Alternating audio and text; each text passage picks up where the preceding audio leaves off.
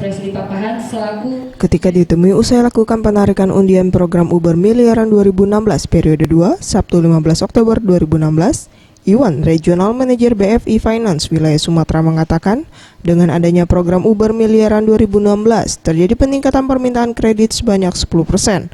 Sementara untuk target BFI Finance Palembang di tahun 2016 sebesar 400 miliar rupiah.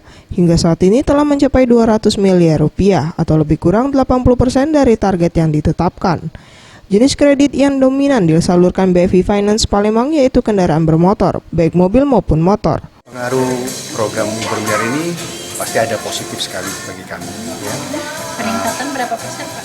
Peningkatan khususnya untuk cabang Palembang itu ada sekitar 10% dari periode yang sama tahun kemarin. Berapa itu Pak dana yang dikeluarkan kurang lebih Pak? Karena tahun ini target yang kita keluarkan tahun ini kan harus 400 M. Sampai terakhir September tahun kemarin lebih kurang sudah 250 M.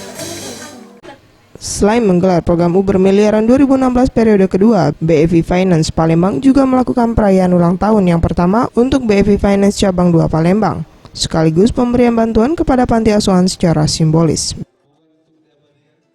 Mega Dwi Handayani, Sriwijaya TV.